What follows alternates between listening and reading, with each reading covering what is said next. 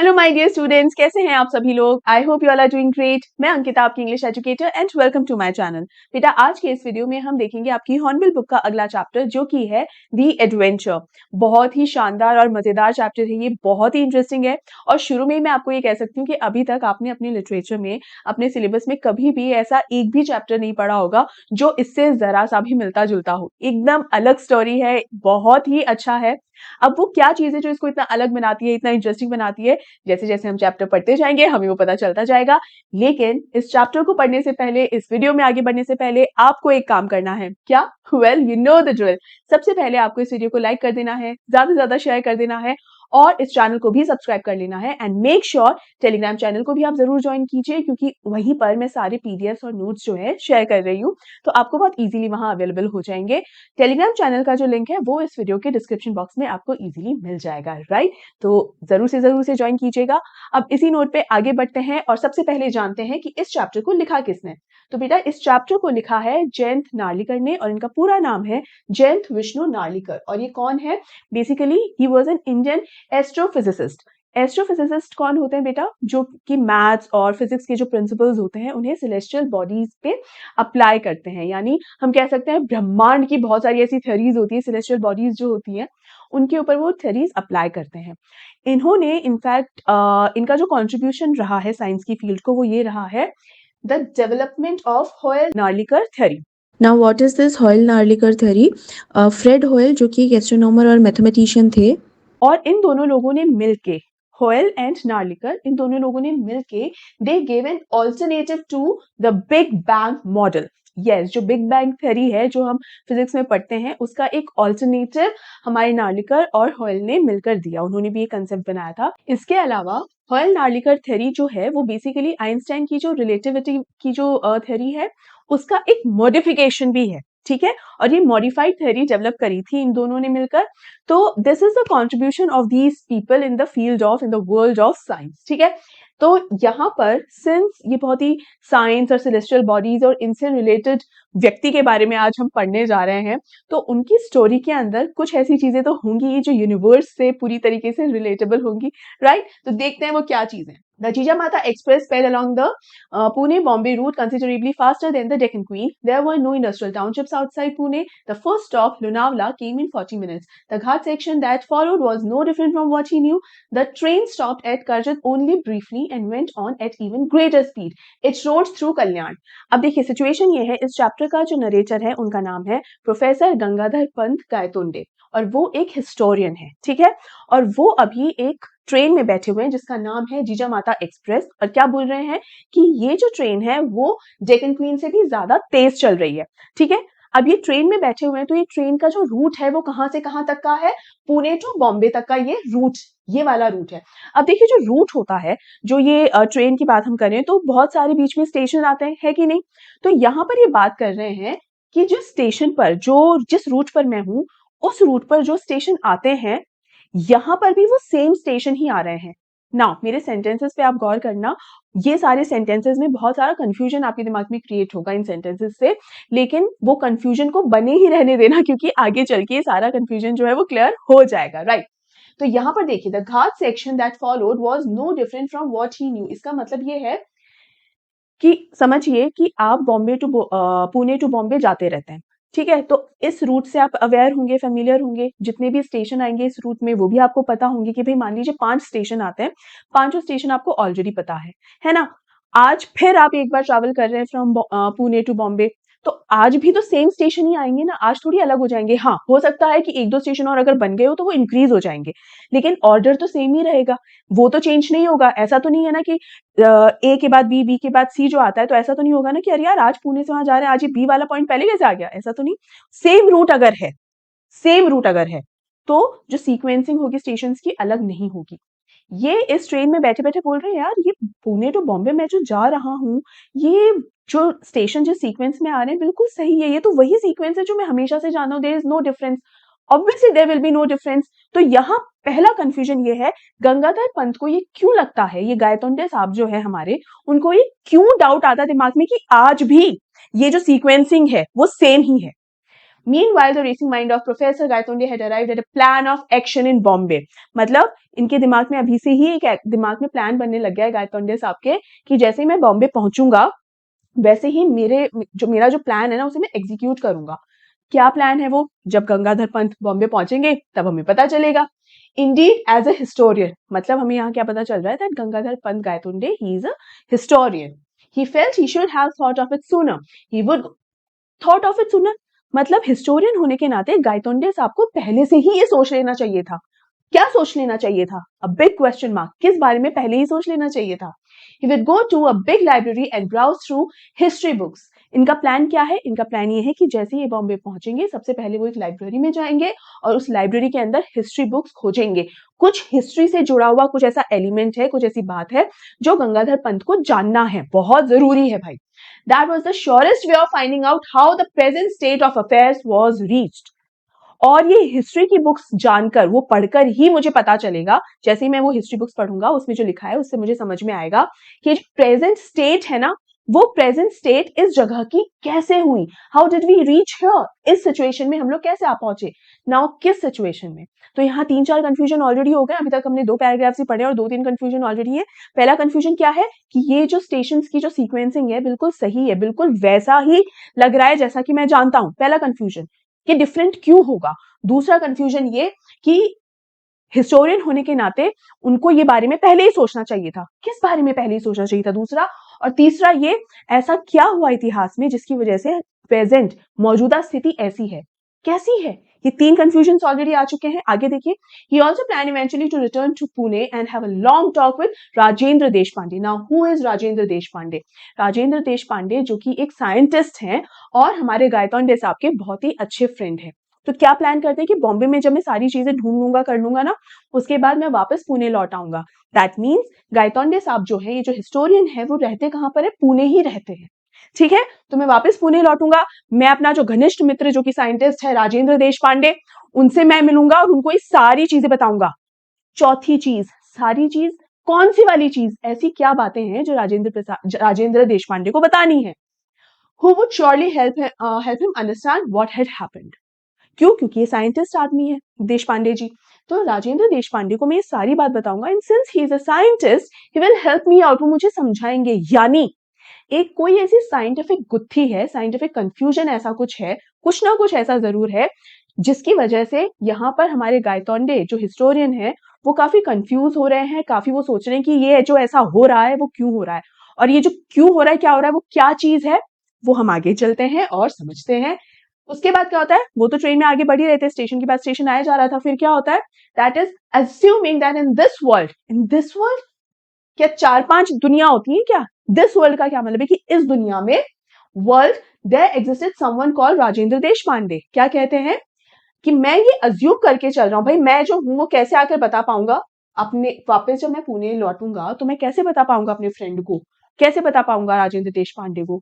तो मैं ये अज्यूम कर रहा हूं कि इस दुनिया में भी राजेंद्र देशपांडे नाम का कोई व्यक्ति है जो पुणे में रहता है ना। यहां से हमें पहली बार ये समझ में आता है कि जिस दुनिया में इस टाइम पे प्रोफेसर गायतोंडे हैं, ये हिस्टोरियन है, वो दुनिया, वो वर्ल्ड अलग है। यस, दिस इज, ये कहानी है पैरेलल वर्स की, यानी मल्टीवर्स जो होता है, अ पैरेलल यूनिवर्स। इसकी ये कहानी है कि कुछ ऐसा हुआ जिसकी वजह से हमारे प्रोफेसर गायतोंडे जो हैं वो अपने खुद की रियल दुनिया से बाहर निकल के ट्रांसमिट हो गए एक पैरेलल दुनिया में, एक पैरेलल यूनिवर्स में। और इसीलिए जिस बॉम्बे में ये अभी जा रहे हैं, या जिस पुणे बॉम्बे के रूट पर ये हैं, वो रूट भी उन्हें उस रूट से सिमिलर लग रहा है जो हमारे प्रोफेसर गायतोंडे का रियल रूट है या रियल दुनिया का रूट है। अब ये जो 2 दुनिया है, हम ये मान लेते हैं कि एक दुनिया है ए और दूसरी दुनिया है बी, और ये ए जो है ओरिजिनल है ना। ये जो पैरेलल यूनिवर्स वाला कॉन्सेप्ट आपने जरूर सुना होगा, मल्टीवर्स वाला कॉन्सेप्ट आपने जरूर सुना होगा कि बहुत अलग अलग डायमेंशंस में अलग अलग यूनिवर्स है, और वो यूनिवर्स जो हैं वो एक दूसरे से ऑलमोस्ट सेम होते हैं। ठीक है, सेम कैरेक्टर्स, सेम लोग आपको वहां मिल जाएंगे, सेम ही सिचुएशंस ऐसी होती हैं, ये सारी चीजें आपने सुनी होंगी। ठीक है, तो यहाँ अगर मैं बात करूं ए और बी, तो इसमें ऐसा कुछ नहीं है कि एक दुनिया तो ओरिजिनल होगी और दूसरी दुनिया उसकी कॉपी होगी या वो फेक होगी, नहीं, बोथ आर ओरिजिनल। ऐसा नहीं है कि एक ओरिजिनल है दूसरी फेक है, नहीं, they both are original, only different from each other, that's it, है ना, सिर्फ डिफरेंट, अलग होती हैं, सही या गलत नहीं होती, राइट। लेकिन हम यहाँ पर ए को ओरिजिनल और बी को कॉपी क्यों बोल रहे हैं?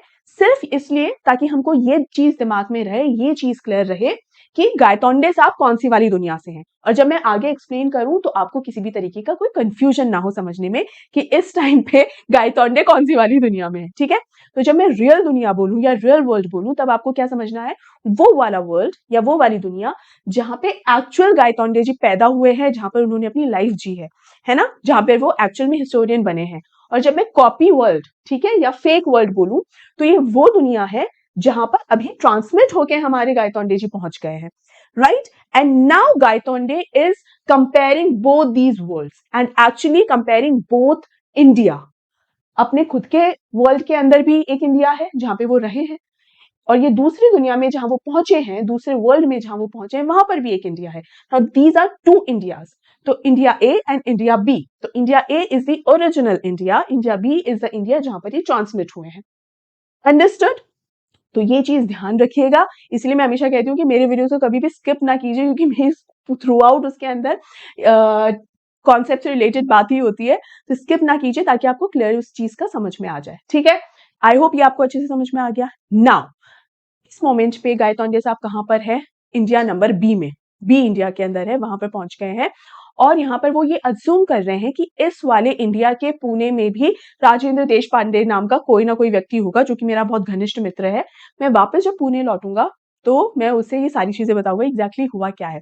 अब सारे कंफ्यूजन क्लियर हो गए ना? ये जो रास्ता है, ये रास्ता क्यों अभी भी वो सेम कर रहे हैं कि भाई मेरे वाले इंडिया जो ओरिजिनल इंडिया है उसके अंदर भी, या ओरिजिनल वर्ल्ड है उसमें भी सेम यही सीक्वेंसिंग रहती है, तो कोई डिफरेंस नहीं है, स्टेशंस में इनमें कोई डिफरेंस नहीं है, इट इज सेम। और एक हिस्टोरियन होने के नाते यहाँ पर एहसास हो चुका है हमारे गायतोंडे साहब को कि भाई मैं है ना पैरेलल वर्ल्ड में आ गया हूँ, मुझे पहले ही सोच लेना चाहिए था कि कुछ ना कुछ इतिहास में ऐसा डिफरेंस हुआ है, कुछ अलग हुआ है, जिसकी वजह से ये वाला इंडिया मेरे वाले ओरिजिनल इंडिया से डिफरेंट है थोड़ा, ठीक है। ये मुझे पहले ही समझ जाना चाहिए था। Now why this India is so different, ये अलग क्यों है, ये सारी चीजें हमें अब आगे पता चलेंगी। बाकी सारे कंफ्यूजन्स आई होप अच्छे से क्लियर हो चुके हैं। बेटा मैं शुरू में ही इतना टाइम इसलिए लगाती हूँ कि एक बार स्टार्टिंग में ही चीजें क्लियर हो जाती है ना, फिर पूरा चैप्टर समझने में बहुत ज्यादा फिर इजी हो जाता है, वो बहुत आसानी से समझ में आ जाता है। इसीलिए मेरी कोशिश रहती है कि जितना अच्छे से हो सके शुरू में ही मैं उस चीज को आपको क्लियर कर दूं। I hope it is clear, ठीक है, समझ में आ गया, ठीक है। अब आगे क्या होता है, The train stopped beyond the long tunnel. It was a small station called Sarhad. An Anglo-Indian in uniform went through the train checking permits. होता क्या है कि एक लंबी सी टनल आती है, टनल का मतलब होता है बेटा सुरंग, उसके पहले जो है एक स्टेशन आता है जिसका नाम है सरहद, वहां पे ट्रेन रुकती है, और यहाँ पर एक एंग्लो इंडियन आदमी यूनिफॉर्म के अंदर चढ़ता है और सबके परमिट्स चेक करने लगता है। परमिट क्या होता है बेटा? टिकट मान लो, एंट्री पास मान लो, तो वो चेक कर रहा होता है। एंग्लो इंडियन कौन होता है? आधा अंग्रेज आधा भारतीय, और यूनिफॉर्म में आता है, इसका मतलब हम क्या मान ले कि टीटी होगा, है ना। तो ये यहाँ पर आके चेक कर रहा होता है सबके परमिट्स वगैरह। गंगाधर पंत जो है इस टाइम पे सब ऑब्जर्व कर रहे होते हैं, और जब हम कोई चीज को पहली बार देख रहे होते हैं ना बेटा, तो हमारे चेहरे पे वो ऑब्जर्वेशन के भाव भी आ जाते हैं, वो एक्सप्रेशंस भी आ जाते हैं, है ना।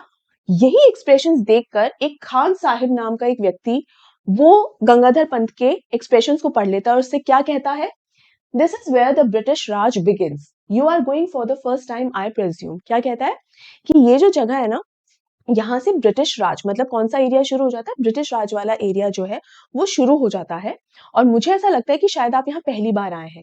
ये क्यों भाप लेता है खान साहिब? ऐसा नहीं है कि पुणे टू बॉम्बे कभी गंगाधर पंत पहले ट्रैवल नहीं किया है, ऑफ कोर्स ट्रैवल किया है, सैकड़ों बार ट्रैवल किया है, लेकिन कौन से इंडिया में? उनका जो ओरिजिनल वर्ल्ड है ना, ओरिजिनल इंडिया जहां वो एक्चुअल में पैदा हुए थे, उस इंडिया में तो कई बार पुणे टू बॉम्बे उन्होंने ट्रैवल किया है, लेकिन इस वाले इंडिया में पहली बार ही वो पुणे टू बॉम्बे ट्रैवल कर रहे हैं। इसीलिए ये कुछ चीजें हैं जो नई उनको नजर आ रही हैं, जैसे कि ब्रिटिश राज की, ब्रिटिश राज वाला एरिया है, सरहद नाम करके ये जो स्टेशन है, यहाँ पर एंग्लो इंडियन जो है वो चेक कर रहा है, परमिट्स चेक कर रहा है कि भाई अब ब्रिटिश राज में जाओगे। तो ये कुछ चीजें जो है वो अलग हैं उनके ओरिजिनल इंडिया से, और ये एक्सप्रेशन पढ़ के खान साहिब बोलते हैं कि हाँ शायद पहली बार आए हो आप यहाँ। तो जवाब क्या देते हैं Gangadhar Pant? Yes, the reply was factually correct. Gangadhar Pant had not been to this Bombay before. This Bombay is there any other Bombay? मतलब ये बॉम्बे कोई 4-5 बॉम्बे थोड़ी है, नहीं, बॉम्बे तो एक ही है, हर दुनिया का अपना एक बॉम्बे। तो इस वाले जिस दुनिया में ट्रांसमिट होकर आ गए हैं, यहाँ वाले बॉम्बे में तो पहली बार ही आ रहे हैं ना। तो यहाँ ये जो सेंटेंस है ना बेटा, इस पर कई बार क्वेश्चन आ जाता है कि गंगाधर पंत का ये जो आंसर है यस, कि हाँ मैं इस वाले भारत में, इस वाले बॉम्बे में पहली बार आया हूँ, इस जगह पहली बार आया हूँ, ये फैक्चुअली करेक्ट क्यों है? इसलिए क्योंकि ये वाला भारत वो भारत है जो कि जहां पर वो ट्रांसमिट होकर आए हैं, उन्होंने जन्म नहीं लिया इस वाले भारत में। इस हिसाब से अगर देखा जाए तो हाँ पहली बार ही आए हैं, अदरवाइज तो बॉम्बे वो सैकड़ों बार आ चुके हैं, ठीक है। He ventured a question, and Khan Sahib how will you go to Peshawar? अभी चैप्टर है बेटा, जब स्टार्ट होता है ना तो आप एक चीज गौर करना, ये चैप्टर किसी स्टार्टिंग पॉइंट से स्टार्ट नहीं होता है। ये चैप्टर एक जर्नी है जिसके बीच में से एक किस्सा हुआ है, उस किस्से से शुरू होता है। कि मतलब उसमें आपको एकदम स्टार्टिंग से नहीं दिखाया गया है ना, एक फ्लैशबैक आएगा आगे चल के, तब हमें पता चलेगा कि एग्जैक्टली क्या हुआ था। हमें स्टार्टिंग से नहीं पता है ना कि उस जीजा माता एक्सप्रेस, उस ट्रेन के अंदर हमारे गंगाधर पंत कैसे आ गए हैं, हमको इस बारे में कुछ पता ही नहीं है कि वो वहां कैसे आए, कैसे दूसरी दुनिया में ट्रांसमिट हो गए, है ना। तो स्टार्टिंग से स्टार्ट नहीं है ये चैप्टर, एक किस्से के बीच से स्टार्ट हुआ है ना। तो यहाँ पर खान साहिब और हमारे गंगाधर पंत वो ऑलरेडी कन्वर्सेशन में ही थे ऑलरेडी, ठीक है। तो पहले से ही गंगाधर पंत को पता है कि खान साहिब कहाँ जा रहे हैं, इसीलिए उनसे क्वेश्चन पूछते हैं कि भाई आप जो पेशावर जा रहे हैं तो वहां कैसे जाएंगे, रूट पूछते हैं। और अपने भारत में तो क्या है, ट्रेन के अंदर भले कितना भी हमें समझा लो कि भाई अनजान लोगों से बात नहीं करनी चाहिए, नहीं दूर रहना चाहिए, बट आधा एक घंटे के बाद ना सब एकदम बेस्ट फ्रेंड होकर ही फिर बाहर निकलते हैं, बातचीत करते ही करते हैं। तो यहाँ पर इनकी बातचीत होते होते पता चल गया कि भाई खान साहिब पेशावर जा रहे हैं, तो वहां जाने का रास्ता, रूट पूछते हैं कि भाई कैसे जाया जाता है। तो खान साहिब क्या बताते हैं, this train goes to the Victoria Terminus. Victoria Terminus यानी बॉम्बे का छत्रपति शिवाजी टर्मिनल जो है, ठीक है। तो Victoria Terminus, I will take the Frontier Mail tonight out of Central. Central भी क्या एक स्टेशन ही है, ठीक है। How far does it go, by what route? क्या कहते हैं खान साहिब कि भाई मैं यहाँ से छत्रपति शिवाजी टर्मिनल वहां पहुंचूंगा, फिर सेंट्रल से एक और मेल जो है वो ले लूंगा, दूसरी ट्रेन पकड़ लूंगा, फिर वहां से आगे कैसे जाएंगे? गंगाधर पंत, ये जो लास्ट लाइन है वो गंगाधर पंत ने कही है। कहते हैं अच्छा ठीक है, वहां से फिर मेल ले लेंगे, तो फिर वहां आगे कहाँ जाएंगे? तो क्या बताते हैं कि वहां से बॉम्बे सेंट्रल से मैं फिर दिल्ली तक पहुंचूंगा, फिर दिल्ली से लाहौर जाऊंगा, और फिर लाहौर से पेशावर। तो सीधा रास्ता नहीं है पेशावर का, कई सारे स्टेशन, कई सारे स्टॉपेजेस आएंगे। तो पहले मैं बॉम्बे पहुंचूंगा, बॉम्बे से फिर दिल्ली जाऊंगा, फिर दिल्ली से लाहौर जाऊंगा, और फिर लाहौर से पेशावर पहुंचूंगा। A long journey, I will reach Peshawar the day after tomorrow. कि भाई बहुत लंबी जर्नी है, बहुत दूर का रास्ता है, तो परसों तक पहुंच पाऊंगा। Thereafter, Khan Sahib spoke a lot about his business, and Gangadhar Pant was a willing listener, for in that way he was able to get some flavor of life in this India that was so different. This India, क्या बहुत सारी भारत है क्या? India तो एक ही है ना, लेकिन इस इंडिया में मतलब जहां पे वो ट्रांसमिट होकर आ गए। तो बेसिकली इन लोगों का कन्वर्सेशन चलता रहा बॉम्बे पहुंचते तक, और खान साहब अपने बिजनेस के बारे में बता रहे थे, और हमारे गंगाधर पंत बहुत विलिंगली, बहुत ध्यान से सुन भी रहे थे, क्योंकि इनकी बातों से जितना गंगाधर पंत सुनेंगे ना उतना उनको समझ में आएगा, और इस भारत के बारे में वो उतना ही जान पाएंगे कि ऐसी कौन कौन सी चीजें इस भारत में है जो मेरे वाले भारत से काफी अलग है, डिफरेंट है, और ये जो भारत है उसके बारे में मुझे उतना ही ज्यादा पता चल पाएगा, ठीक है। अब यहाँ एक चीज गौर करना बेटा, यहाँ पर अगर हम बात करें, जब भी हम भारत से पाकिस्तान या पाकिस्तान से भारत ये जाने की, इस रूट की जब बात होती है ना, तो बस से या ट्रेन से जब जाते हैं ना, तो भारत से पाकिस्तान जाने की अगर बात हो रही होती है तो एक जगह का नाम जरूर आता है कि वहां से हम पकड़ेंगे, चाहे ट्रेन पकड़ो, चाहे बस पकड़ो, या पैदल जा रहे हो, और वो है अटारी बॉर्डर या वाघा बॉर्डर, है ना। तो ये बॉर्डर का नाम यहाँ नहीं है, यहाँ पर बॉम्बे से दिल्ली और दिल्ली से लाहौर सीधे जा रहे हैं। लाहौर कहाँ आता है? आज के पाकिस्तान में, है ना। तो अगर दिल्ली से लाहौर जा रहे हैं तो बीच में अटारी बॉर्डर तो पड़ता ही है, लेकिन क्या वहां का नाम है? नहीं। ये हर एक स्टॉपेज का नाम ले रहे हैं, लेकिन अटारी का नाम नहीं ले रहे या वाघा का नाम नहीं ले रहे। ऐसा क्यों? तो इस चीज से हमको ये समझ में आता है, ये हमको पता चलता है कि यहाँ पर कोई सरहद नहीं है, कोई बॉर्डर नहीं है, यानी भारत सिर्फ भारत ही है, उसके टुकड़े नहीं हुए हैं, है ना। इसके अलावा एक और चीज ध्यान कीजिए, ये आपको मैं एक होमवर्क दे रही हूँ छोटा सा। यहाँ पर ये छत्रपति शिवाजी टर्मिनल नहीं कह के बुला रहे, क्या कह के बुला रहे? Victoria terminus. तो ये कौन से ईयर में विक्टोरिया टर्मिनस था, ये चीज आप जरूर देखिए, उसी से हम जो टाइम है उसका इसमें अंदाजा लगा सकते हैं। अदरवाइज ये मेंशन नहीं है पूरे चैप्टर के अंदर, कहीं पर भी एक्सप्लिसिटली ऐसे लिखा हुआ नहीं है कि इस सन की बात है, इस सन के अंदर, इस ईयर के अंदर गंगाधर पंत पहुंच गए थे, ऐसा कुछ एक्सप्लिसिटली मेंशन नहीं है। ठीक है, चलिए आगे बढ़ते हैं। The train now passed through the suburban rail traffic. The blue carriages carried the letters GBMR on the side. Greater Bombay Metropolitan Railway, explained Khan Sahib. यानी अब जहां जा रहे थे वहां कैरिजेस का मतलब जो आपने कई बार बड़े बड़े ट्रक से देखे होंगे ना, बक्से जैसा दिखाई देता है, तो वो कैरिजेस है, उन्हें देखते हैं, ब्लू कलर के थे और उनके ऊपर क्या लिखा हुआ था, GBMR, जिसका फुल फॉर्म क्या होता है हमारे गंगाधर पंत को तो पता नहीं, तो खान साहिब बताते हैं कि भाई मैं इसकी मदद करता हूँ। खान साहिब क्या बताते हैं, इसका मतलब है ग्रेटर बॉम्बे मेट्रोपॉलिटन रेलवे। ठीक है, explain Khan Sahib. See the tiny Union Jack painted on each carriage, और हर कैरियज जो होता है ना उसके ऊपर यूनियन जैक प्रिंट होता है, पेंट होता है। तो यूनियन जैक क्या है, इंग्लैंड का जो फ्लैग है, झंडा है, तो यूनियन जैक वो सबके ऊपर पेंटेड था। तो इसलिए नहीं कि यहाँ पर सिर्फ ब्रिटिशर्स की हुकूमत है, इट्स नॉट हुकूमत, इट्स दैट एरिया जहां पे ब्रिटिशर्स ज्यादा हैं, तो it is that area. A gentle reminder that we are in British territory, के हम कहां पर हैं, ब्रिटिश टेरिटरी के अंदर है। The train began to slow down beyond Dadar, and Dadar is again a station और काफी commonly known station है, ठीक है, and stopped only at its destination, Victoria Terminus. The station looked remarkably neat and clean. The staff was mostly made up of Anglo-Indians and Parsis, along with a handful of British officers. यानी जब Victoria terminus finally जब पहुंच जाते हैं तो यहाँ पर जितने भी स्टाफ मेंबर्स होते हैं ना उस पर ध्यान जाता है गंगाधर पंत का। आप देखो कितना कीन ऑब्जर्वेंट है, कितना माइन्यूटली सब चीजें ऑब्जर्व कर रहे हैं कि मैक्सिमम नंबर ऑफ लोग जो यहाँ काम कर रहे हैं वो या तो एंग्लो इंडियंस हैं या फिर पारसीज हैं, है ना। इसके अलावा बहुत ही कम ब्रिटिश ऑफिसर्स भी हैं, ठीक है, ये लोग यहाँ ज्यादातर करके काम कर रहे हैं। As he emerged from the station, Gangadhar Pant found himself facing an imposing building. The letters on it proclaimed its identity to those who did not know this Bombay landmark. Now, जैसे ही वो station के बाहर निकलते हैं तो बाहर उन्हें एक बहुत ही बड़ी एक बिल्डिंग दिखाई देती है और उस बिल्डिंग पर बड़ा बड़ा क्या लिखा होता है, east India house headquarters of the east India company. Now east India company से तो हम सभी वाकिफ हैं कि ईस्ट इंडिया कंपनी का नाम लेके ही जो है ब्रिटिशर्स भारत में एंट्री ली थी उन्होंने। एंड 1857 का रिवोल्ट जब हुआ था तब ये कंपनी जो है, ईस्ट इंडिया कंपनी जो है, उसे बंद कर दिया गया था, वो खत्म हो गई थी, उसका कुछ भी एग्जिस्टेंस नहीं रहा था। 1857 रिवोल्ट क्या था, आई होप आप सब लोगों को पता होगा, तो मैं चाहूंगी कि कमेंट सेक्शन में जरूर मुझे लिखकर बताइएगा कि व्हाट वाज दैट 1857 रिवोल्ट। ठीक है, तो अपने इस भारत में यानी गंगाधर पंत के भारत के अंदर क्या रियलिटी है कि ये वाली जो बिल्डिंग है ना अब उसका कोई एग्जिस्टेंस नहीं है, doesn't exist. East India company doesn't exist क्योंकि 1857 में वो खत्म हो चुकी थी। लेकिन जिस भारत में गंगाधर पंत ट्रांसमिट होकर चले गए हैं वहां पर ईस्ट इंडिया कंपनी भी है और उसके हेडक्वार्टर्स, उसकी बिल्डिंग भी है। दिस इज दैट डिफरेंस जो वो नोटिस कर रहे हैं। देखिए, prepared as he was for many shocks, अभी तक उन्हें बहुत सारे झटके लग चुके हैं। सबसे पहला झटका तो यही लग चुका है गंगाधर पंत को कि मैं एक दूसरे दुनिया में, दूसरे देश में हूँ, मतलब उस भारत में हूँ जो रियल वाला नहीं है, किसी और वाले भारत में मैं चला गया हूँ, एक पैरेलल यूनिवर्स में मैं चला गया हूँ। तो ये भी झटका ही था उनके लिए। Professor Gaitonde had not expected this. The East India Company had been wound up shortly after the events of 1857 at least. That is what history books said.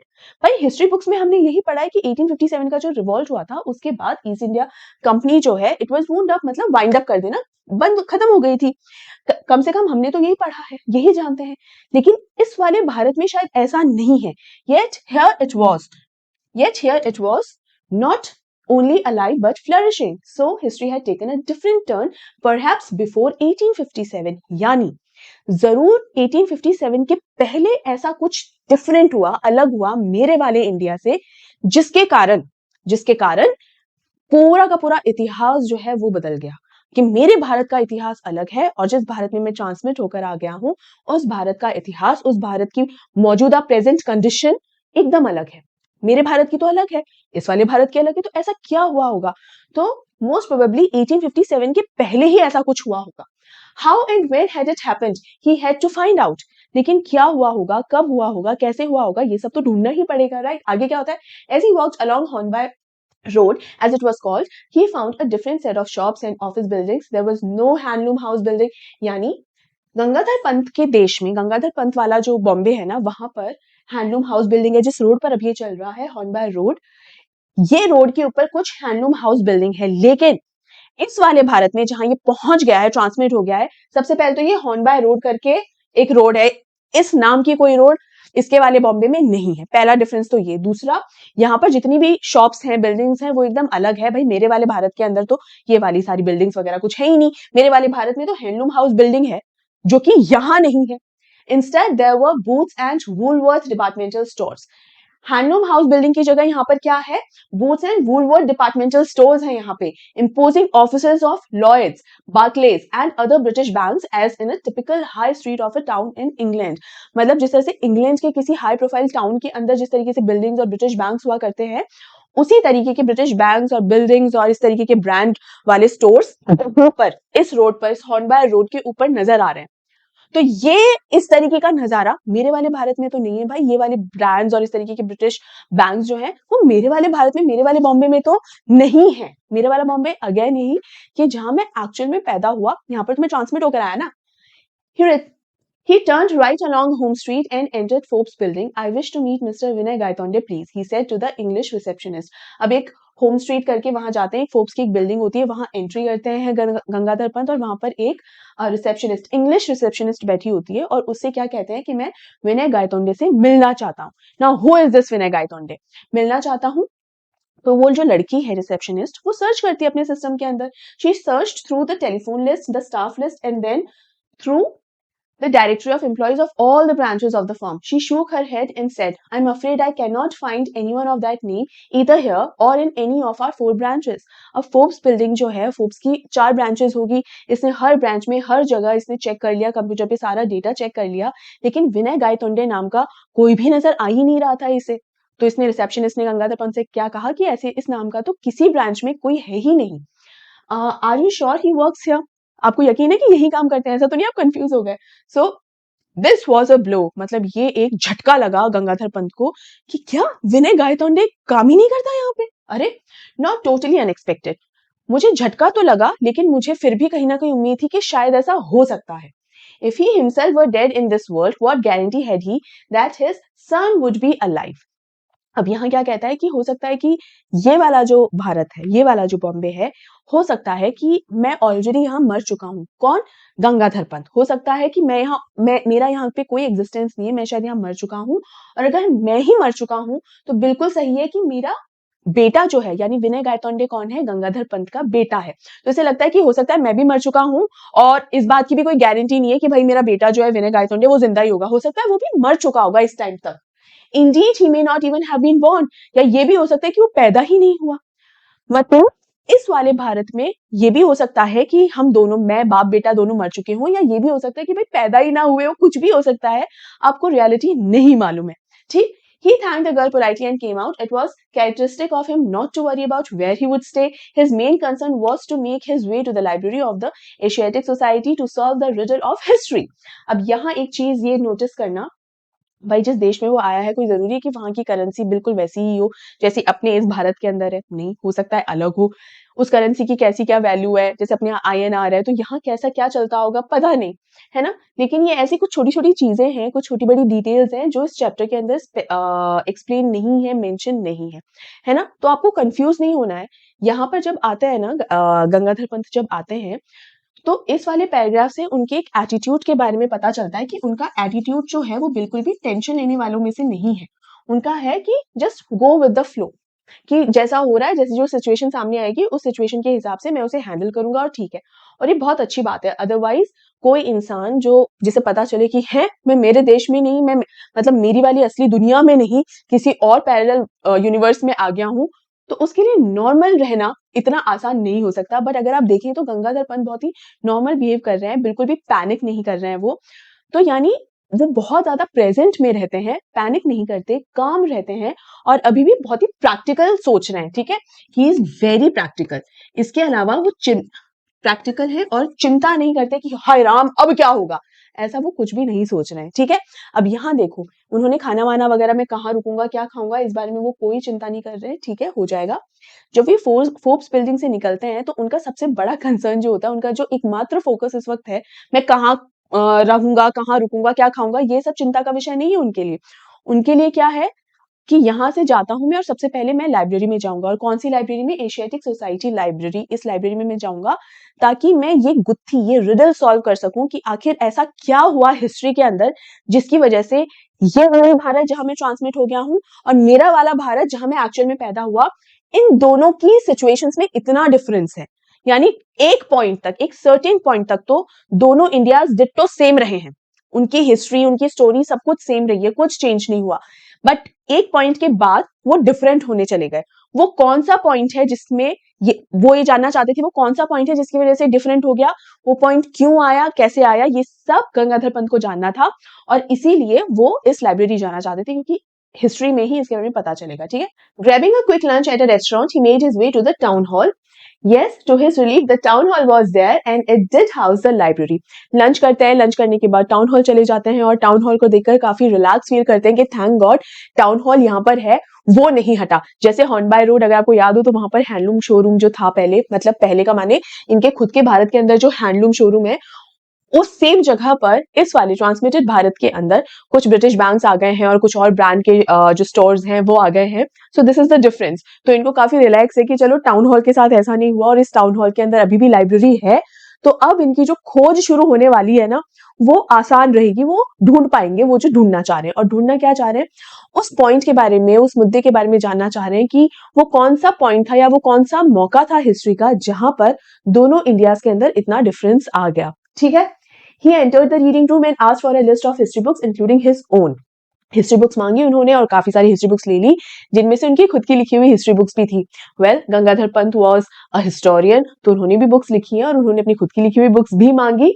So his 5 volumes duly arrived on his table. उनकी लिखी हुई जो 5 volumes थी history की, वो उनके सामने आ गई। नाउ वॉल्यूम फर्स्ट जो थी, he started from the beginning. Volume first जो थी उससे उन्होंने पढ़ना शुरू किया। फर्स्ट वॉल्यूम के अंदर कहां तक की हिस्ट्री लिखी हुई थी? अशोक, सम्राट अशोक जो है उनके समय तक की हिस्ट्री पूरी लिखी हुई थी। सेकंड वॉल्यूम के अंदर समुद्रगुप्त तक की जो हिस्ट्री है वो लिखी हुई थी।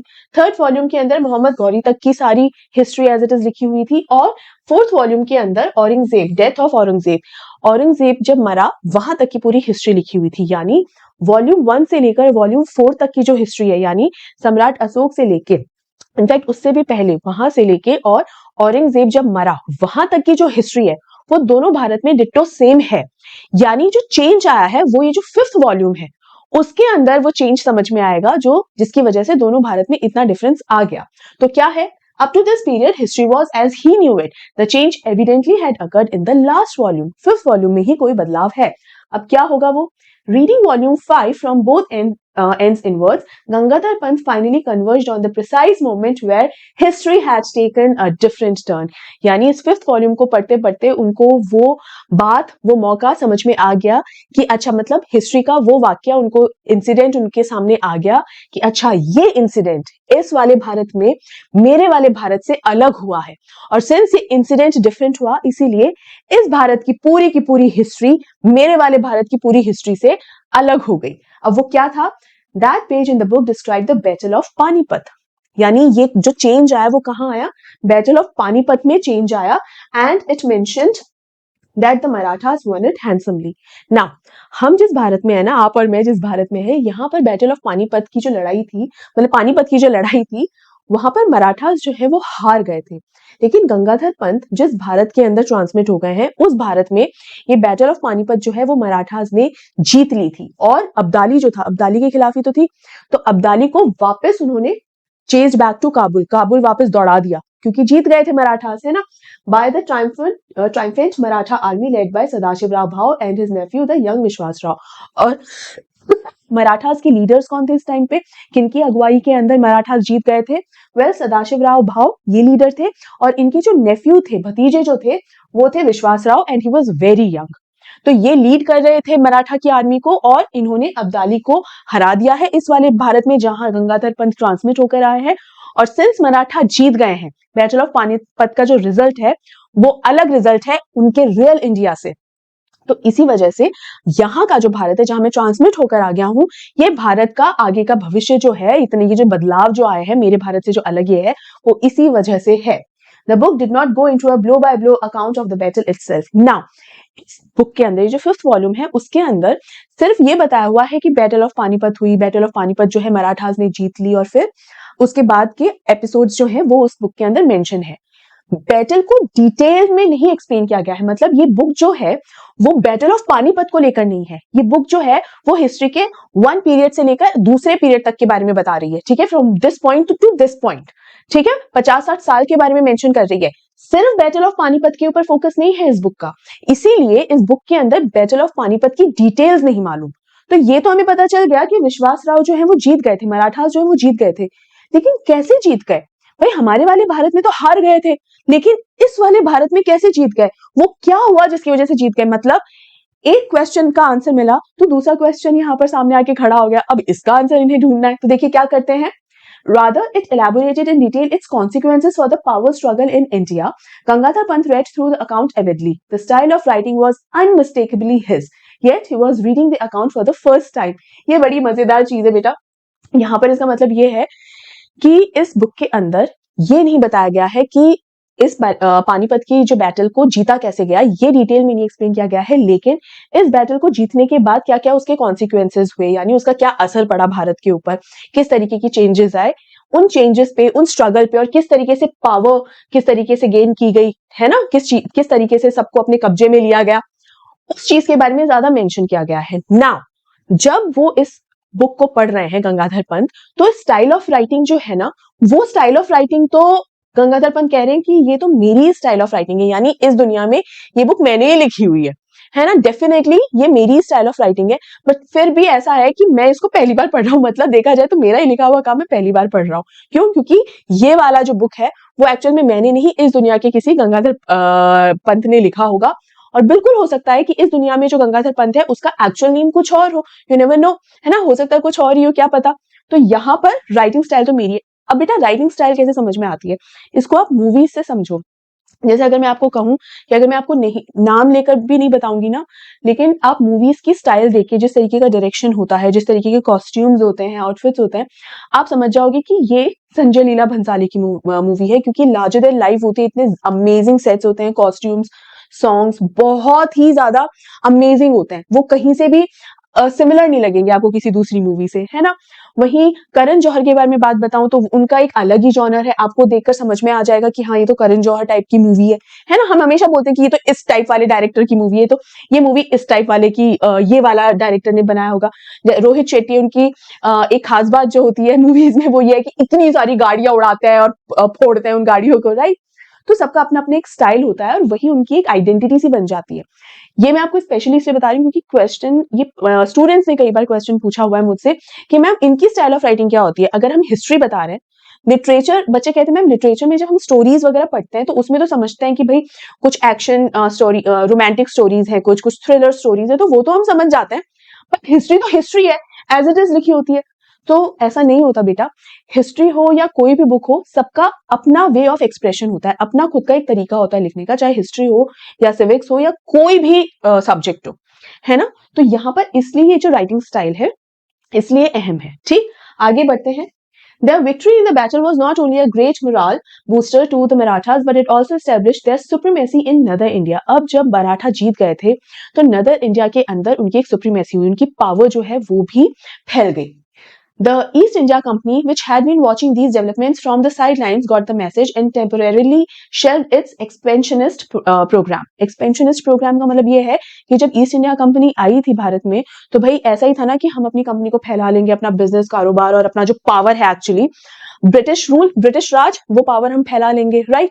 लेकिन जैसे ही ईस्ट इंडिया कंपनी ने, या ये कहें कि क्राउन ने, जब ये नोटिस किया कि किस तरह से मराठास जो है वो धीरे धीरे पावरफुल होते चले जा रहे हैं, स्ट्रांग होते चले जा रहे हैं, तो उन्होंने भी अपने आप को साइडलाइन कर लिया। उन्होंने पंगा लेने की नहीं सोची कि भाई ये बहुत पावरफुल हो गए हैं, अगर हम अभी इनसे पंगा लेंगे तो बिल्कुल हो सकता है कि पता चला कि हम ही हार गए, है ना, ईस्ट इंडिया कंपनी का पूरा ही पर्दाफाश हो गया, हम हार गए। तो उन्होंने भी कोई पंगा नहीं लिया और एकदम साइडलाइन हो गए, और उन्होंने अपना जो एक्सपेंड करने का, अपना बिजनेस एक्सपेंड करने का जो प्लान है उसे भी ड्रॉप कर दिया। ठीक है, आगे क्या होता है।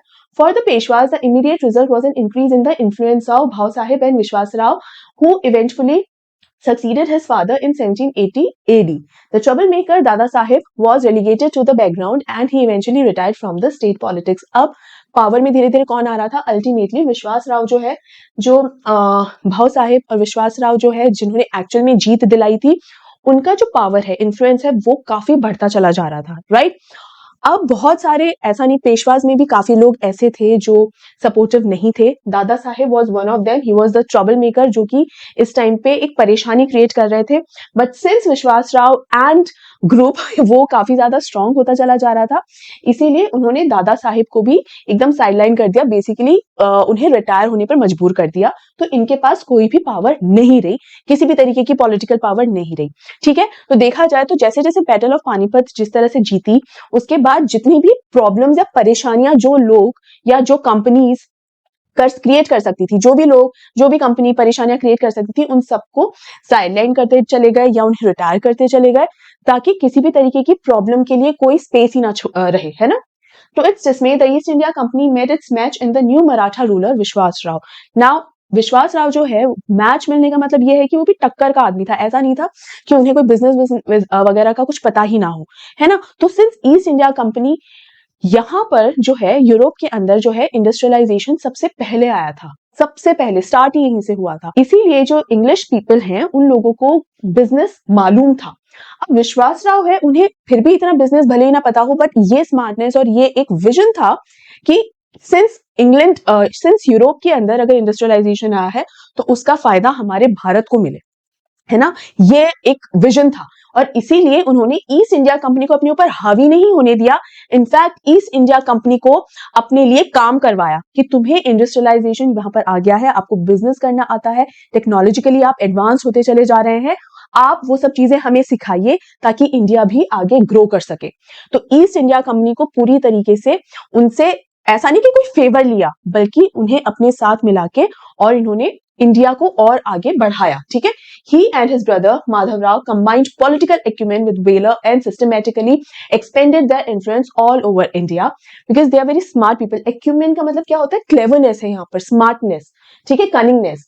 तो विश्वास राव और इनके जो भाई हैं माधव राव, दोनों ने मिलकर they were politically very sharp. Acumen is sharpness only, intelligent. वो इतने शार्प थे कि उन्होंने, और वेलर बहादुरी, उन्होंने बहुत ही सिस्टमैटिकली अपने पूरे पावर को, अपने इन्फ्लुएंस को हर तरफ फैलाया. Expand influence all over India. The company was reduced to pockets of influence near Bombay, Calcutta and Madras, just like its European rivals, the Portuguese and the French.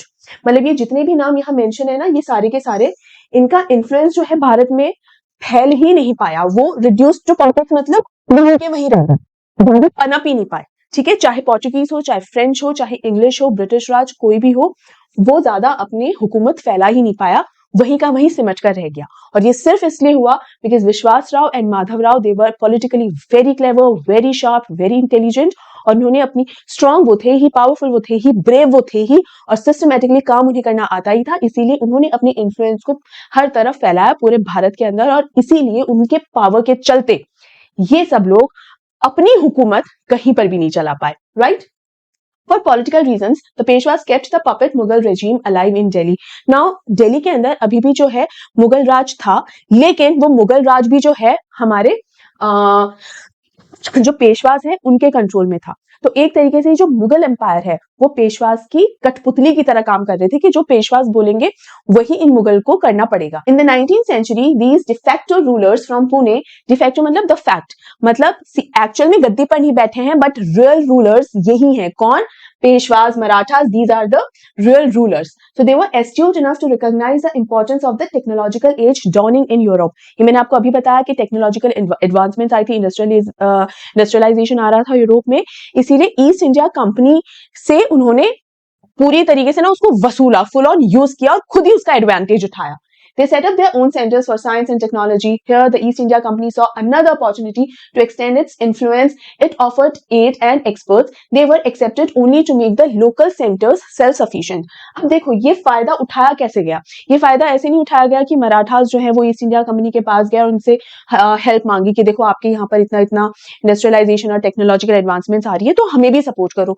No, in fact East India Company ने क्या किया? वो already देख चुके थे कि मराठास कितने ज्यादा पावरफुल हो चुके हैं और अब हम उनसे नहीं टकरा पाएंगे, राइट? ये वो ऑलरेडी समझ चुके थे। सो व्हाट दे डिड, उन्होंने एक अपॉर्चुनिटी देखी बिजनेस पॉइंट ऑफ व्यू से, कि भारत अब एक ऐसी जगह है जहां हम हमारा जो टेक्नोलॉजिकल एडवांसमेंट्स है, अगर वो हम यहाँ लाएंगे, मतलब रियल बिजनेस करने पर वो आ गए थे कि ये एडवांसमेंट्स टेक्नोलॉजीज हम अगर यहाँ इंप्लीमेंट करेंगे तो हमारा भी फायदा होगा।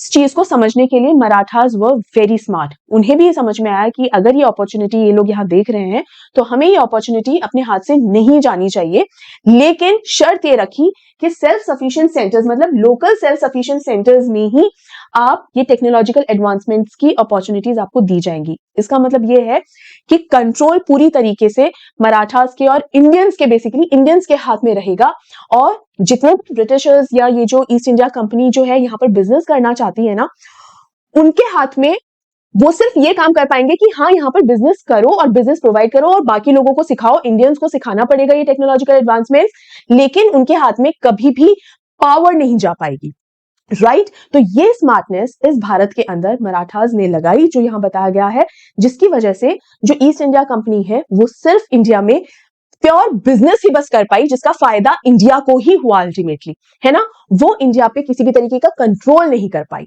आया समझ में ना?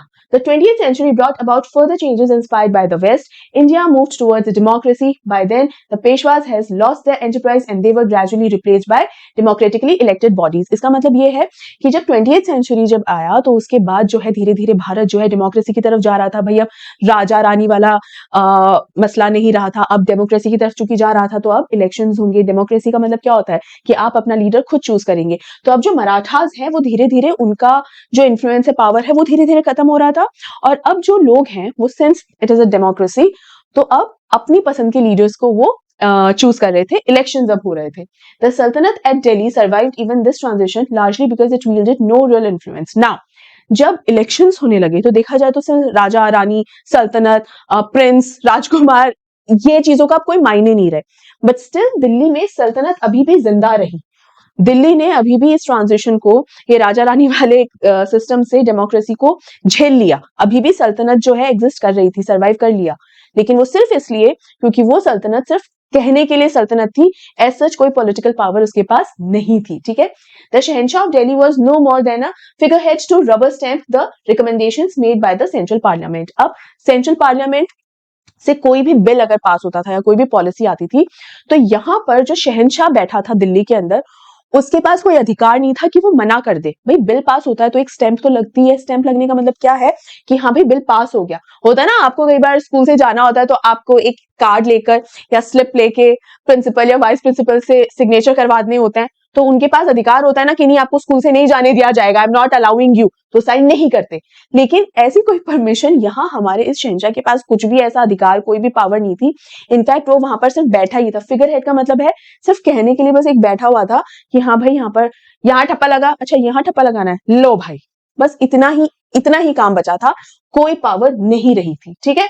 ऐसी रेड ऑन गंगाधर पंत, ये सारी चीजें जो मैं आपको अभी बता रही हूँ, ये 5th वॉल्यूम में ये सारी चीजें मेंशन थी।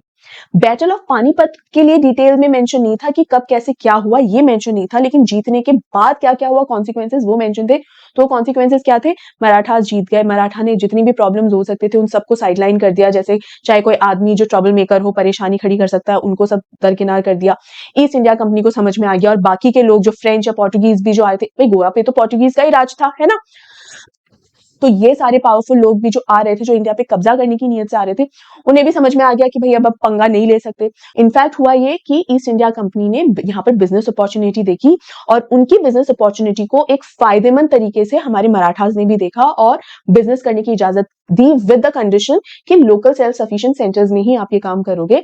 सिर्फ इसलिए ये परमिशन दी गई, सिर्फ इसलिए ये कंडीशन रखी गई ताकि ब्रिटिश जो है उनके पास किसी भी तरीके कोई कंट्रोल ना आ जाए। क्योंकि जब आप ज्यादा फ्रीडम दे देते हो, ज्यादा परमिशन दे देते हो ना किसी अनजान को, तो वो धीरे धीरे ना चीजों को अपने कंट्रोल में ले लेते हैं। और मराठास ये नहीं चाहते थे कि ब्रिटिश किसी भी तरह, चाहे कंपनी के वजह से ही सही, चाहे बिजनेस अपॉर्चुनिटी के वजह से ही सही, किसी भी तरीके से इंडिया को अपने कंट्रोल में ले ले, right?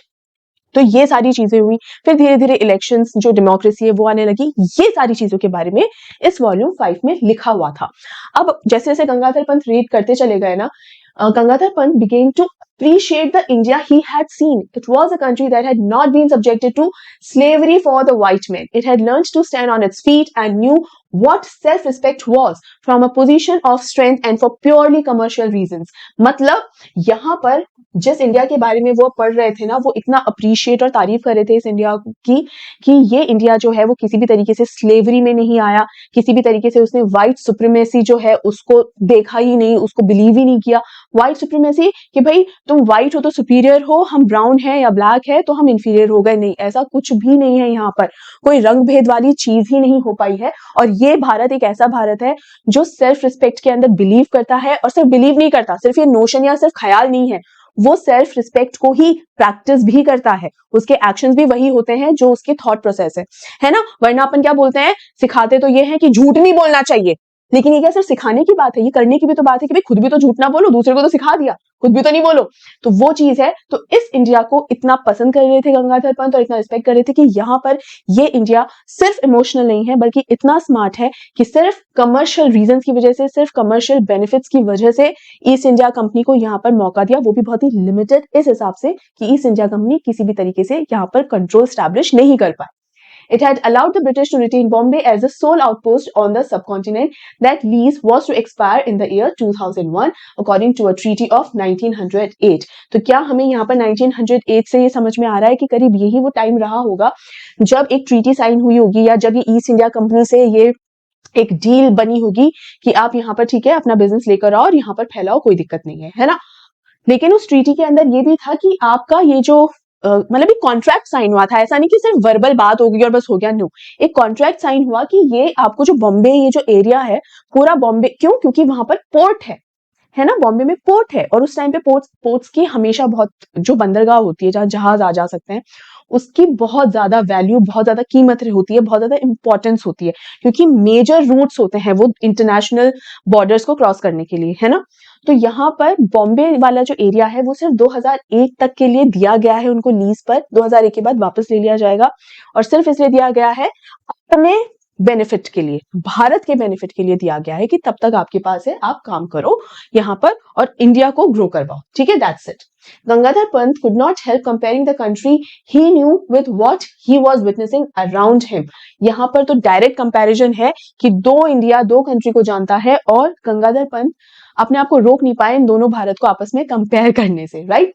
But at the same time, he felt that his investigations were incomplete. How did the Marathas win the battle? अब उनको ऑलमोस्ट सारी चीजें पता चल गई, लेकिन एक दो क्वेश्चन जो खड़े हो गए कि भाई वो क्या बात हो गई थी, ऐसा क्या हो गया था जिसकी वजह से मराठास जो है इस लड़ाई को जीत पाए, वो तो क्वेश्चन अभी का क्वेश्चन ही है। तो देखो हुआ क्या, to find the answer he must look for accounts of the battle itself. अब उन्हें और ढूंढना पड़ेगा, सिर्फ बैटल ऑफ पानीपत को लेकर जिन बुक्स में लिखा हुआ है वो बुक्स ढूंढनी पड़ेंगी जहां ये मेंशन होगा, तभी उनको आंसर मिलेगा। He went through the books and journals before him. At last, among the books, he found one that gave him the clue. It was भावसाहेबांची बाखर। अब उन्होंने बहुत जब किताबें ढूंढी तब जाके उनको एक ऐसी किताब मिली जो उन्हें लगा इसमें आंसर मिल सकता है, और ये कौन सी बुक है, भावसाहेबांची बाखर, ठीक है। ये एक मराठी प्रोनाउंसिएशन होगा, ठीक है, मतलब ये जो बुक है, जो नाम है भावसाहेबांची बाखर, ये एक मराठी नाम है, ठीक है ना। Although he seldom relied on Bakhars for historical evidence, he found them entertaining to read, sometimes buried in the graphic but doctored accounts. Doctored accounts मतलब थोड़ा बहुत चेंज कर देना, असली हिस्ट्री को या असली इंसिडेंट जो हुआ है ना उसको थोड़ा चेंज के, तो सच को तोड़ मरोड़ करके पेश करना, ये कई बार बाखर में है, इसीलिए बाखर पर इतना ज्यादा वो रिलाय नहीं करते हैं। गंगाधर पंत को लगता है कि ये एंटरटेनमेंट पर्पज से पढ़ लो, तो मतलब उनको पढ़ते हुए ना एंटरटेनमेंट उनको ज्यादा फील होता है, वो उन पर रिलाय नहीं करते कि जो लिखा है वो सच ही होगा क्या। He could spot the germ of truth. He found one now in a 3-line account of how close Vishwas Rao had come to being killed. अब यहाँ एक चीज देखो, बेसिकली जैसे अगर मैं रामायण या महाभारत की बात करूं, तो महाभारत की बात करते हैं, तो महाभारत पे कितने सारे सीरियल्स बने हैं, टीवी शोज बने हैं कि नहीं, और उसमें से सबसे ऑथेंटिक जो माना जाता है, तो जो सबसे पहला जो महाभारत बना था ना उसे माना जाता है, ठीक है। तो अब वो था या नहीं था वो आप कैसे कह सकते हो, वो आप तभी कह सकते हो ना जब आपने असली महाभारत के बारे में पढ़ा हो, आप सचमुच में जानते हो हाँ this is the real story, ठीक है। अब कई बार क्या होता है जब नई महाभारत बनती है, क्योंकि ऐसा तो है नहीं बस एक ही बार बनेगी, multiple serials, multiple TV shows बने हैं, तो सिंस अगर आपको रियल स्टोरी पता होगी, सिर्फ उसी केस में आप ये कह पाओगे नहीं ये वाला जो इसमें दिखाया गया है ना, ये सही स्टोरी नहीं है ना। जैसे कई बार हम लुक्स की बात करते हैं, तो भले हमें स्टोरी ना पता हो, लेकिन हमें ये तो चीज मालूम ही है कि किस तरीके के ड्रेस हुआ करते थे, ठीक है, एक अंदाजा तो हम लगा ही सकते थे, है ना। हम ये तो अंदाजा लगा ही सकते हैं कि जितने भी पुराने किरदार होते हैं वहां पर ऐसे टैटूज तो नहीं है, ये अंदाजे तो हम लगा ही सकते हैं, ठीक है, जितना हमने पढ़ा है समझा है, राइट। हमारे कल्चर को लेकर हमें जितना भी पता है तो एक आइडिया हमें लगता है। अब हम अचानक से एक ऐसा हिस्ट्री का कैरेक्टर देखेंगे, ठीक है, जहां जहां हम टैटू लगे हुए देखेंगे, तो हमें उसी वक्त पता है कि नहीं, दिस इज रॉन्ग। लेकिन सिर्फ तभी पता है जब हमें रियल के बारे में पता हो ना। जब ये बाखर बुक पढ़ रहे थे, बाबू साहेब आंची बाखर जब ये बुक पढ़ रहे थे, तो शायद आप या मैं पढ़ेंगे तो शायद हमको उतना समझ में नहीं आएगा कि कौन सी बात तो सच है और कौन सी बात झूठी है या डॉक्टर्ड कर दी है, तोड़ तोड़ मरोड़ के पेश कर दी है, हमें नहीं पता चलेगा, क्योंकि हमको रियल क्या हुआ था हमको पता ही नहीं है। लेकिन गंगाधर पंत वो तो हिस्टोरियन ही है, तो वो ये कह सकते हैं कि ये वाली बात तो जो लिखी है वो तो सच लिखी है, और ये वाली बात है ना भाई, इस बात को तो घुमा दिया गया है ना। अभी आप देख लो, एक दिन के अंदर इस लाइब्रेरी में बैठ के उन्होंने 5 हिस्ट्री की वॉल्यूम्स पढ़ ली है पूरी की पूरी, और उसके बाद और पढ़े जा रहे हैं ना। तो उनको कितना नॉलेज होगा। तो जिस इंसान को ऑलरेडी चीजों का नॉलेज है ना, वही इंसान कह सकता है कि हाँ ये तो गलत है। क्यों? क्योंकि इसको सही पता है, राइट। जब वो ये बुक पढ़, ये जो मतलब है ना, he could spot the germ of truth. Germ of truth का मतलब कि अगर थोड़ा सा भी सच है या थोड़ा सा भी झूठ है, वो आइडेंटिफाई कर सकते हैं। अब यहाँ पर उनको वो 3 लाइनें मिल ही गई जहां पे पूरा सच लिखा हुआ था कि ऐसा क्या हुआ था जिसकी वजह से मराठास वो युद्ध जीत गए, और वो क्या था। And then Vishwas Rao guided his horse to the melee where the elite troops were fighting and he attacked them. तो वहां पर जैसे ही विश्वास राव पहुंचे तो उन्होंने अटैक कर दिया, and God was merciful, a shot brushed past his ear, even the difference of a till sesame would have led to his death। यानी तिल क्या होता है? सीसम, यानी तिल के लड्डू भी तो खाते हैं। तो यहाँ पर विश्वास राव के ऊपर गोली चला दी गई, विश्वास राव के ऊपर अटैक हो गया, और वो काफी लकी थे, और भगवान की दया ही रही कि वो गोली यहाँ पर विश्वास राव को नहीं लगी, बस उनके कान को छूकर निकल गई। यानी अगर वो तिल भर की भी अगर उसमें डिफरेंस होता और वो विश्वास राव की तरफ होती ना, तो विश्वास राव को गोली लग जाती, उनकी डेथ हो जाती और मराठास हार जाते। यानी एग्जैक्टली वो होता जो हमारे वाले भारत में हुआ। और इस वाले भारत में जहां पर ट्रांसमिट होके गंगाधर जी पहुंच गए हैं, उस भारत में तिल भर का डिफरेंस था। अब ये डिफरेंस कैसे है उसे मैं यहाँ आपको समझाती हूँ, उसे समझो। अच्छा, इसका एक बहुत बढ़िया एग्जाम्पल भी दूंगी मैं आपको। यहाँ अगर मैं आपको बोलूं कि कुछ सॉफ्टवेयर होते हैं, सॉफ्टवेयर कोडिंग्स होती हैं, ठीक है, कोडिंग्स बिल्कुल अलग होती है, लेकिन मैं आपको बहुत ही सिंपल तरीके से बताती हूँ। मानो कि सॉफ्टवेयर है कोई, तो कई बार ओरिजिनल सॉफ्टवेयर खरीदना कई बार सबके लिए पॉसिबल भी नहीं होता, और कई लोग जानबूझ के ओरिजिनल खरीदते भी नहीं है क्योंकि बहुत महंगा होता है, एक्सपेंसिव बहुत होता है, तो इसका पायरेटेड वर्जन बनाते हैं। अब सॉफ्टवेयर बनते कैसे हैं? कोडिंग से, राइट। तो मैं आपको बहुत सिंपल तरीके से बताती हूँ कि मान लीजिए एक सॉफ्टवेयर है जिसकी कोडिंग क्या है, 1 2 3 4 5 6 7 8 9, ये कोडिंग है। बहुत सिंपल तरीके से समझाती हूँ। अब ये ओरिजिनल सॉफ्टवेयर खरीदना इम्पॉसिबल हो रहा है, तो इसका क्या पायरेटेड वर्जन कैसे बनाएंगे? उसका एक कोड बना दिया, 1 2 3 4 5 6 7 8 9 डॉट 99999 या 0000001, मान लीजिए ऐसे। तो अब देखा जाए तो कितना माइन्यूट डिफरेंस है, बहुत माइन्यूट डिफरेंस है। आपके कॉपीराइट नहीं आ सकता उसके ऊपर, है ना, कहने को अलग हो गए, बट यूं देखा जाए तो 99.99 तो डिट्टो सेम ही है ना, 0.01 का ही डिफरेंस है सिर्फ, है कि नहीं। ये जो पैरेलल यूनिवर्स है या जो मल्टीवर्स है, उनका कुछ ऐसा सा ही मामला रहता है, ठीक है। तो सेम ही रहते हैं, बट ये जो कोड मान लो या कोऑर्डिनेट्स मान लो, अलग अलग डायमेंशंस में है, लेकिन एक ही जगह है, और बहुत ही इतना बाल से भी कम का डिफरेंस होता है इनमें, हल्का हल्का हल्का डिफरेंस है कि नहीं। सिंस ये कोऑर्डिनेट्स या कोडिंग्स, इनके अंदर ये डिफरेंस होता है कि भाई 2 भारत मान लो आप, तो मल्टीवर्स मत मानो, 2 ही वर्स, दो वर्स मानो, एक अपना वाला भारत वाला यूनिवर्स है और एक यूनिवर्स दूसरा वाला यूनिवर्स है, 2 यूनिवर्स समझो आप तो। और ये 2 यूनिवर्स एक ही जगह है, बस डिफरेंट डिफरेंट कोड्स हैं इनके, that's it, different different dimensions में है ये, है ना। और उस माइन्यूट से डिफरेंस की वजह से, मतलब इतना माइन्यूट जो समझ में भी नहीं आए, बट है, उस डिफरेंस की वजह से यहाँ विश्वास राव जो है इस वाले ट्रांसमिटेड भारत के अंदर तो बच जाता है, लेकिन हमारा वाला या गंगाधर पंत का जो रियल भारत है उनमें नहीं बच पाते, राइट। और इसका सबसे बढ़िया एग्जांपल ये है कि अगर मैं बोलूं डोनाल्ड ट्रंप का नाम अगर मैं लूं, तो कुछ समय पहले उनके ऊपर जब वो कैंपेनिंग कर रहे थे, स्पीच के दौरान उनके ऊपर बंदूक से एक हमला हुआ था, गोली लगी थी, और वो एक्चुअल में उनके कान को छू के ही निकली थी। तो अगर ये पैरेलल यूनिवर्स, मल्टीवर्स, ये वाकई में कॉन्सेप्ट एग्जिस्ट करते हैं, तो हम ये मान सकते हैं कि हो सकता है कोई दूसरा वर्स हो जहां पे वो गोली हो सकता है ज्यादा नुकसान पहुंचा दे उनको, है ना, कुछ भी हो सकता है, you never know. Just for the sake of example I am telling you this, कि बिल्कुल ऐसा हो सकता है कि एकदम माइन्यूट, तिल जितने डिफरेंस से ही वो गोली डोनाल्ड ट्रंप को छूकर निकली थी, थोड़ी सी भी इधर उधर होती तो कुछ भी हो सकता था। तो हो सकता है किसी दूसरे यूनिवर्स के अंदर वाकई में वो गोली थोड़ी इधर उधर हो गई और नुकसान थोड़ा ज्यादा हो गया, है कि नहीं। तो यहाँ ये वाली चीज जो है, ये वो पॉइंट है, वो मौका है बेटा, जहां पे विश्वास राव जिंदा रहे या नहीं रहे, ये डिफरेंस आ गया। और सिंस एक भारत में तो वो नहीं बच पाए, इसीलिए अब्दाली का जो है पूरा मतलब भारत को बचाने के लिए कोई नहीं रहा, ठीक है। अब्दाली का हर तरफ पावर फैल गया, उनका इन्फ्लुएंस हो गया, धीरे धीरे ईस्ट इंडिया कंपनी जो आई उसने अपना पावर जो है स्टैब्लिश कर लिया, ठीक है। और एक भारत है जहां पे विश्वास राव जो है वो बच गए, और इसीलिए अब्दाली को वापस लौटा दिया अपने घर, मतलब काबुल भगा दिया, और भारत का एक नया ही रूप हो गया, है कि नहीं। 8 o'clock, the librarian politely reminded the professor that the library was closing for the day. Gangadhar Pant emerged from his thoughts. Looking around, he noticed that he was the only reader left in that magnificent hall. अब हुआ ये, वो तो पढ़ते उनको तो एहसास ही नहीं कि क्या टाइम हो गया, तो रात के 8 बज गए, और एकदम he was so engrossed, मतलब पढ़ते हुए इतना ज्यादा खोए हुए थे कि उनको एहसास नहीं था। लाइब्रेरियन ने आके उन्हें बोला कि देखो बहुत टाइम हो गया है, अब लाइब्रेरी बंद करने का टाइम हो गया, 8 बज गए, तो अब आपको जाना होगा। तब उन्हें एहसास हुआ। Now I beg your pardon, sir. May I request you to keep these books here for my use tomorrow morning? By the way, when do you open? उनको क्या बोलता है कि मैं ठीक है, मैं चला तो जाता हूँ, बट आपसे एक रिक्वेस्ट कर रहा हूँ। गंगाधर पंत किससे रिक्वेस्ट कर रहे हैं? लाइब्रेरियन से। ये जितनी भी ये जो बुक्स हैं जो मैंने यहाँ निकाली हैं, वो आप प्लीज वापस रैक में मत रखिएगा, इनको यहीं पर ही रहने दीजिए। वो इसलिए क्योंकि दोबारा वो वापस वो मेहनत करके वो टाइम वेस्ट नहीं करना चाहते थे, क्योंकि पता नहीं कब मैं मेरे वाले भारत में वापस लौट जाऊं, पता ही नहीं मैं यहाँ कैसे आया वो नहीं पता, लौट कब जाऊं पता नहीं, तो मैं एक सेकंड भी टाइम वेस्ट नहीं करना चाहता, तो इन बुक्स को प्लीज आप यही रहने दीजिए। एट 8 o'clock सर, फिर पूछते हैं कि ये जो लाइब्रेरी है सुबह खुलती कब है? बोले 8 बजे ही खुलती है सुबह, ठीक है।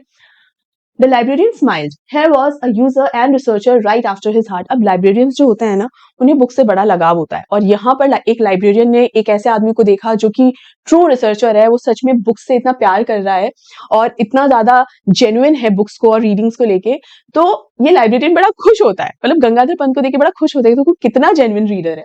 As the professor left the table, he shoved some notes into his right pocket. Absent-mindedly, he also shoved the marker into his left pocket. अब यहाँ से जैसे ही वो जल्दी जल्दी से उठकर जाने लगता है ना गंगाधर पंत, तो absent-mindedly मतलब जानबूझ के नहीं, गलती से उनके बनाए हुए नोट्स और वो जो भी काम कर रहे थे वो उठा के वो अपनी पॉकेट में डाल लेते हैं, और गलती से एकदम absent-mindedly वो जो बुक वहां बाखर बुक जो रखी होती है ना, भाऊ साहिब बांची बाखर, उसको भी उठा के गलती से अपनी लेफ्ट पॉकेट में डाल लेते हैं। ये बिल्कुल वैसा ही है कि फोन उठाते उठाते गलती से हमने रिमोट उठाकर कई बार अपनी पॉकेट में डाल लेते हैं, ये वैसा ही कुछ हुआ है ना।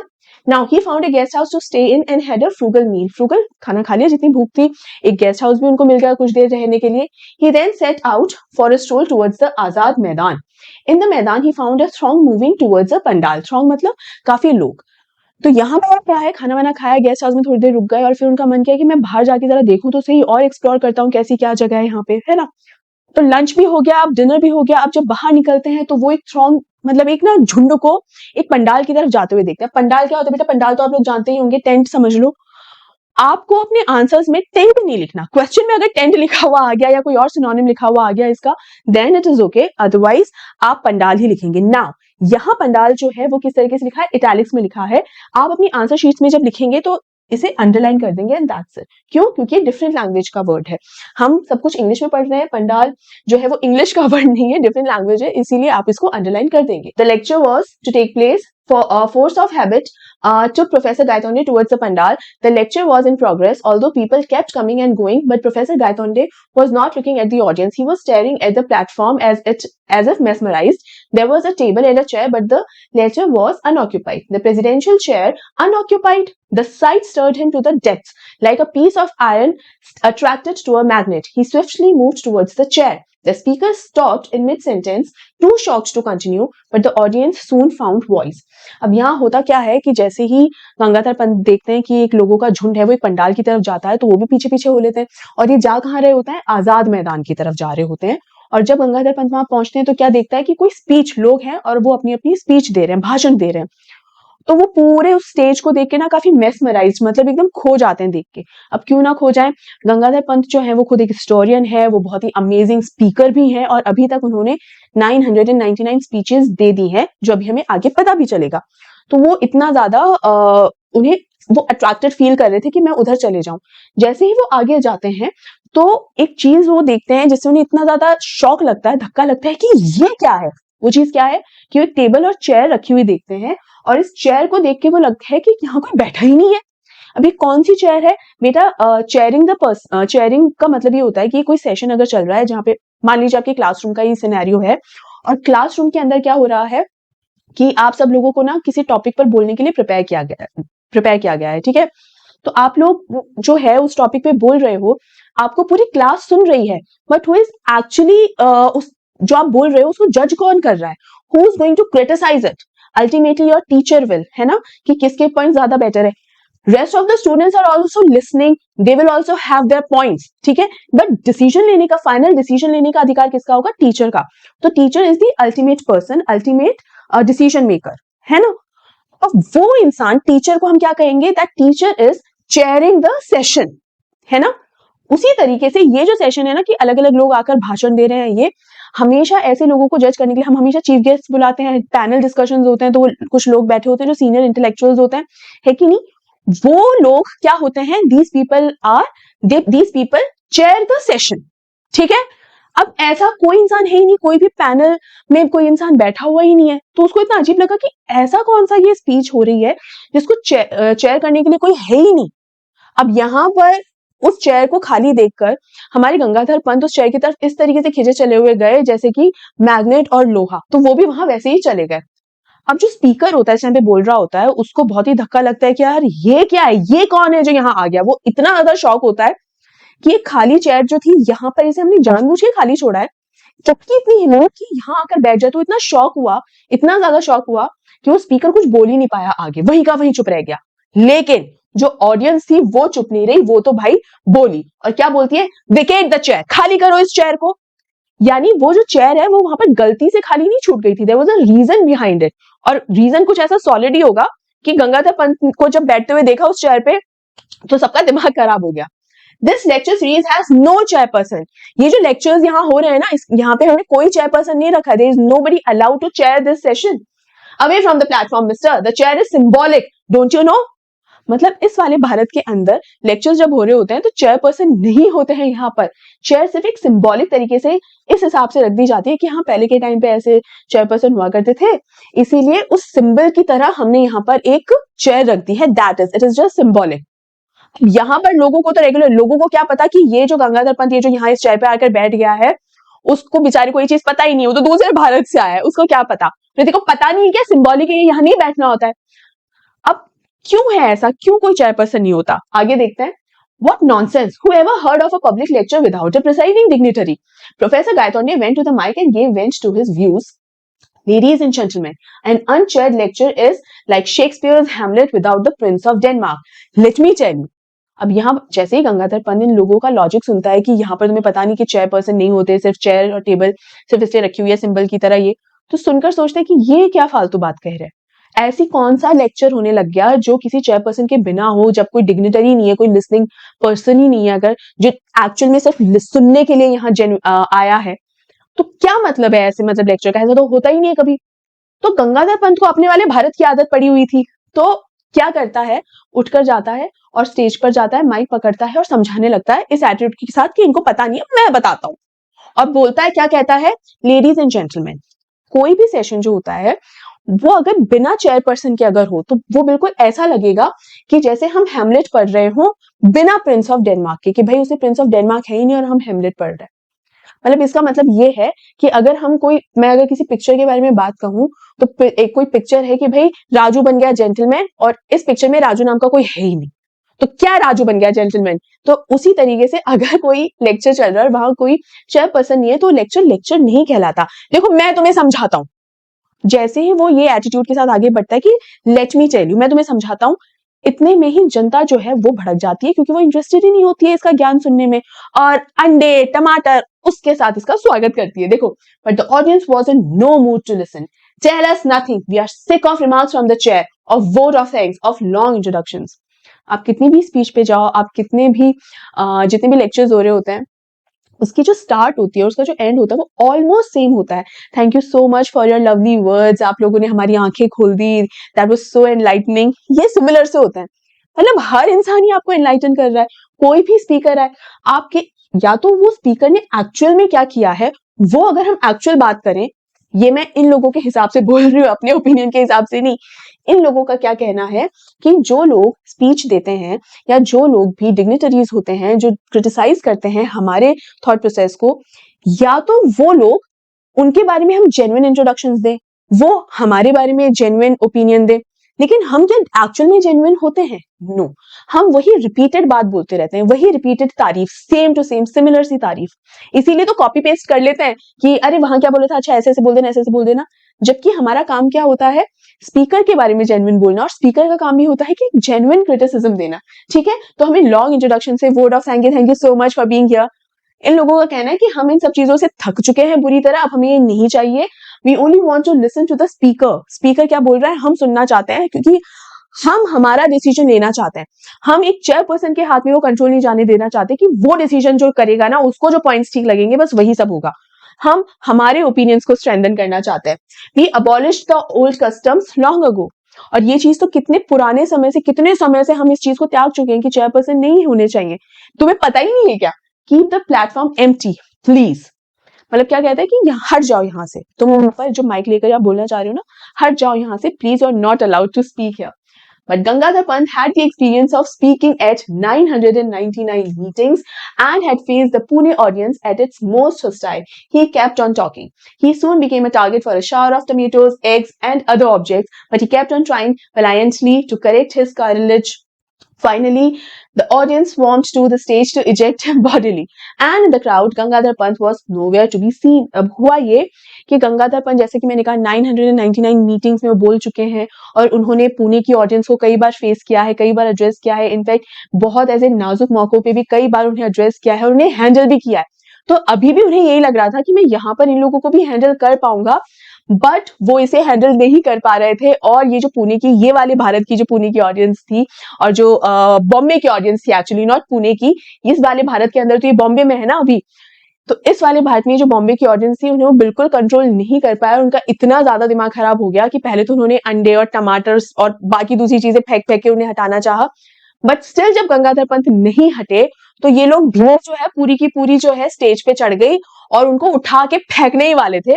बट क्या देखते हैं कि जैसे ही क्राउड चढ़े और हटाया तो क्राउड के अंदर गंगाधर पंत कहीं थे ही नहीं, वो गायब हो गए। अब गायब कहाँ हो जाएंगे, कोई जादू तो था नहीं, तो यहाँ कहाँ गायब हो गए, कहाँ चले गए, ये हमें पता चलेगा नेक्स्ट वीडियो के अंदर। यहाँ पर ये स्टोरी बेटा यहाँ तक ही हम खत्म करते हैं इस वीडियो को। इसके आगे क्या होता है, गंगाधर पंत कहाँ चले गए, क्या अपने वाले भारत में जो इनका खुद का भारत है जहां वो पैदा हुए वहां चले गए, या किसी और यूनिवर्स के अंदर चले गए ट्रैवल करने के लिए। लेट्स सी कि आगे क्या होता है, अगले वीडियो में वो जानेंगे। ये वीडियो आपको कैसा लगा मुझे जरूर बताइएगा, ये चैप्टर, ये स्टोरी कैसी लग रही है ये भी मुझे जरूर बताइएगा। और जैसा कि मैंने शुरू में कहा था कि ऐसी स्टोरी, ऐसा कॉन्सेप्ट आपने अपने लिटरेचर में तो कहीं नहीं सुना होगा, तो क्या ये बात बिल्कुल सही भी है, मुझे प्लीज जरूर बताइएगा। और इस वीडियो को लाइक कीजिए, ज्यादा से ज्यादा शेयर कीजिए, चैनल को सब्सक्राइब करना नहीं भूलना है, and make sure Telegram channel जरूर ज्वाइन करें। सारे नोट्स पीडीएफ वहीं शेयर होते हैं तो आपको इजीली वहां मिल जाएंगे। ठीक है, तो बेटा जल्द ही मिलते हैं हम हमारे अगले वीडियो के अंदर। तब तक आप अपना ध्यान रखें, take care and good bye.